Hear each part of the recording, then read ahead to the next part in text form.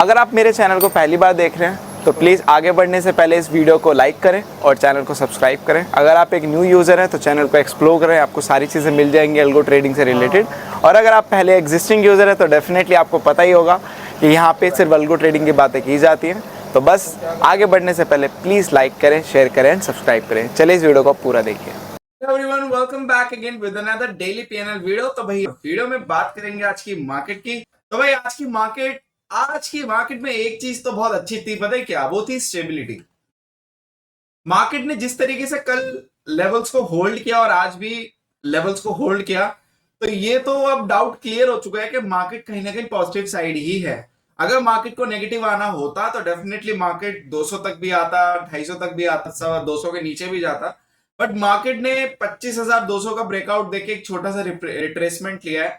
But ये थोड़ा सा डाउट यहाँ पर ये देखा जाएगा कि जो अभी 200 का लेवल है, अभी जो मार्केट ने इस हफ्ते होल्ड किया है, क्या वो अगले हफ्ते होल्ड कर पाएगा? बट अभी के लिए मैं बोलूं, के लिए तो पॉजिटिव पिक्चर नजर आ रही है, क्योंकि मार्केट ऐसे ही चलता है जब भी पॉजिटिव साइड होता है। और कहीं ना कहीं लोग बस यहाँ पे सेल करते जाता है और मार्केट धीरे धीरे करके ऊपर चलता चला जाता है। यही एक इस मार्केट की खासियत भी है कि ये मार्केट स्लो होता है, स्टेबल होता है। यहाँ पे ज्यादा आपको फास्ट एंड फ्यूरियस मूवमेंट देखने को नहीं मिलता। और कमाल की बात यह है कि वीक एंड भी अगर ऐसे ही हो जाता तो फिर वो बहुत अच्छा वीक माना जाता है स्टेबिलिटी के मामले में या स्टेबिलिटी के क्राइटेरिया से।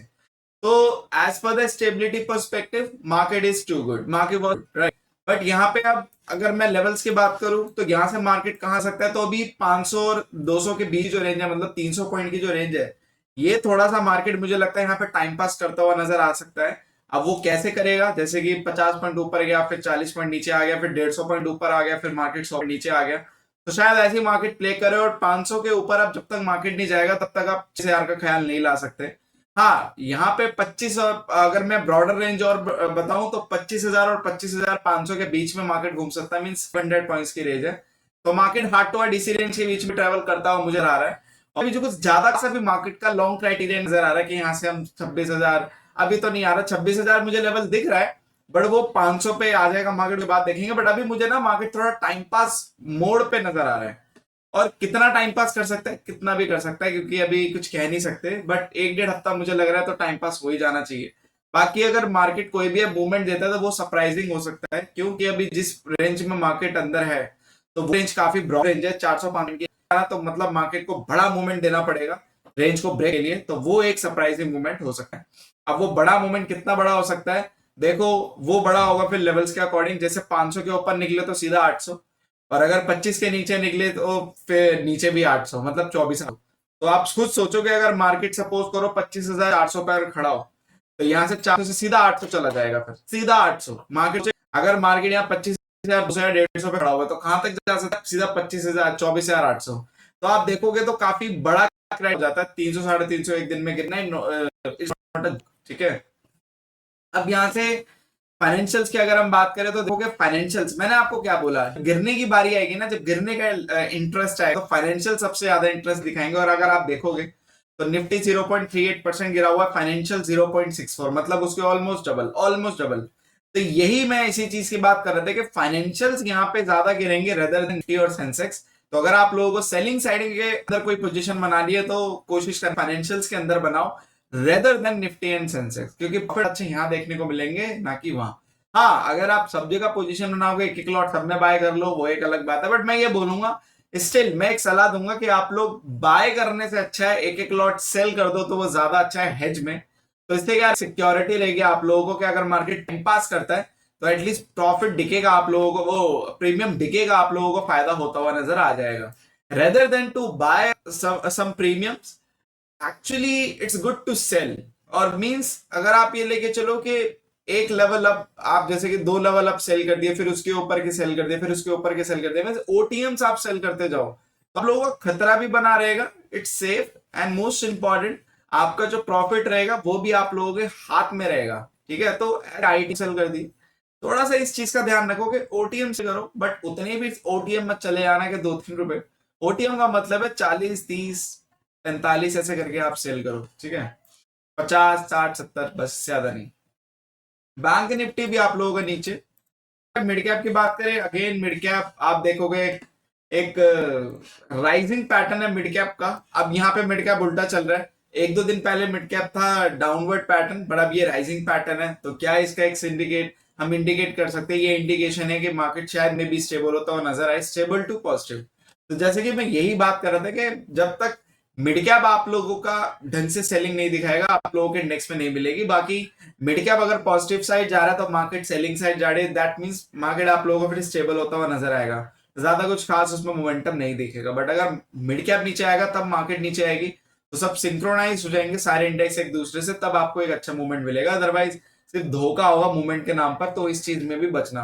तो अगला हफ्ता काफी ट्रिकी भी हो सकता है आप लोगों के लिए कि मिड कैप स्टेबल करे मार्केट को बट इंडेक्स नीचे आना चाहे, तो वहां पे आप लोग हायर पोजीशन बना लो। तो ऐसा मत करना, मैं आप लोगों को पहले बोल रहा हूँ कि मिड कैप को साइड बाय साइड देखते रहना। अगर मिड कैप नहीं गिर रहा तो बाकी इंडेक्स भी कहीं ना कहीं स्टेबल हो जाएंगे डे एंड तक, ठीक है। अगर आप आज भी अगर आप देखोगे तो यहाँ पे जिस तरीके की सेलिंग आई थी, ठीक है, एक मिनट, तो जिस तरीके की यहाँ पे सेलिंग आई थी, तो यहाँ से मार्केट क्या नीचे जा नहीं सकता था? बिल्कुल जा सकता था, बट मिड कैप स्टेबल था, इसी वजह से यहीं पे हम क्लोज हो गए, ठीक है।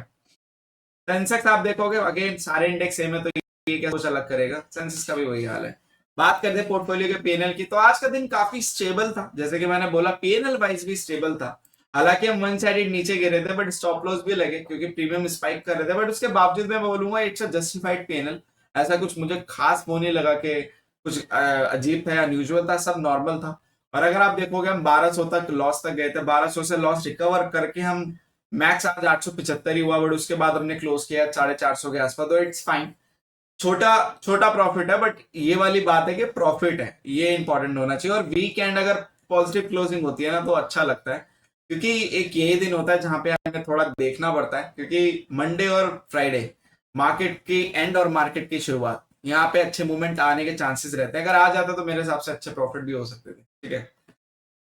तो ये था दिन। अब यहाँ पे वो भी देख लेते हैं। तो ये है आपका ओवरऑल पोर्टफोलियो का डेटा, ठीक है, ऑप्शन सेलिंग परफॉर्मेंस शीट। तो इसका लिंक भी आपको डिस्क्रिप्शन में मिल जाएगा, जो कि काफी लोग जाके देख लेते हैं, तो आप भी जाके चेकआउट कर सकते हो। क्योंकि काफी लोगों को जो टाइम नहीं होता वीडियो डेली डेली देखने का, तो यहाँ पे आप लोग देख सकते हैं कि अब तक का पीएनएल क्या चल रहा है। तो अगर आप देखोगे 1 से लेके 21 सितंबर तक का जो पीएनएल चल रहा है वो 28,610 चल रहा है, मीन 4.8% आपके कैपिटल का, ठीक है। यहाँ पे जो हम डेटा देते हैं वो 6 लाख का देते हैं, ठीक है। और जो पोर्टफोलियो में दिखाता हूँ, क्योंकि वो दिखाने का मतलब इट्स अ मार्केटिंग थिंग, क्योंकि लोगों को पता चलना चाहिए कि 3 लाख की मिनिमम कैपिटल चाहिए। 6 लाख के पोर्टफोलियो 3 लाख के पोर्टफोलियो में कोई फर्क नहीं, काफी लोगों के डाउट यही आते हैं। 3 लाख का पोर्टफोलियो, जैसे 6 लाख के पोर्टफोलियो में हमारी जो पर स्ट्रैटेजी होती है उसमें हम जो सेल करते हैं वो 2-2 लॉट से सेल करते हैं। बट आपका 3 लाख में वही हम same strategy single single lot से सेल करते हैं, मतलब एक एक लॉट से सेल करते हैं, बस यही डिफरेंस होता है। इसी वजह से ये कंप्लीट पोर्टफोलियो वो हाफ पोर्टफोलियो, जस्ट क्वांटिटी का फर्क है और कोई फर्क नहीं। स्ट्रैटेजी सब सेम है, बस यहाँ पे 2-2 लॉट जाते हैं, वहां पे एक लॉट जाता है। हमारे स्टैंडर्ड जो पोर्टफोलियो वो 6 लाख का ही है, बट काफी लोगों की रिक्वेस्ट आई थी काफी टाइम पहले कि हमारे पास सर 6 लाख नहीं है, 3 ही लाख है। तो 3-3.5 लाख जिसके पास है वो भी पोर्टफोलियो को चला सकता है। इसी वजह से मैं यहाँ पे जो हमारा मेन पोर्टफोलियो उसी को ही उसी के बेस पे डेटा दिखाता हूँ। बट यहाँ पे जो मैं दिखाता हूँ पीएनएल वो 3 लाख का ही दिखाता हूँ, ताकि लोगों को पता चले कि हाँ 3 लाख ही मिनिमम इन्वेस्टमेंट लगता है, ठीक है। और वैसे भी मेरे पास 3 लाख के ज्यादा यूजर है रदर देन 6 लाख, क्योंकि 6 लाख थोड़ी बड़ी इन्वेस्टमेंट हो जाती है, तो वो चीज है। 6 लाख के यूजर जो है वो प्रीमियम कस्टमर है, या फिर आप बोल सकते हो हाई एंड कैपिटल के। बाकी जो 3 लाख है वो नॉर्मल टू मीडियोकर कैपिटल है, ठीक है। तो यहाँ पे आप लोगों का 4.8% का प्रॉफिट चल रहा है अकॉर्डिंग टू कैपिटल। 3 लाख की कैपिटल सेम 6 लाख की कैपिटल इट्स ऑल सेम, बस फर्क कितना होता है आपका प्रॉफिट डबल हो जाता है। 3 लाख में जो आपका प्रॉफिट है वही सेम प्रॉफिट आप लोग उसको 2 कर लोगे, मल्टीप्लाई बाय 2, तो आप लोगों का 6 लाख का प्रॉफिट आ जाएगा, ठीक है।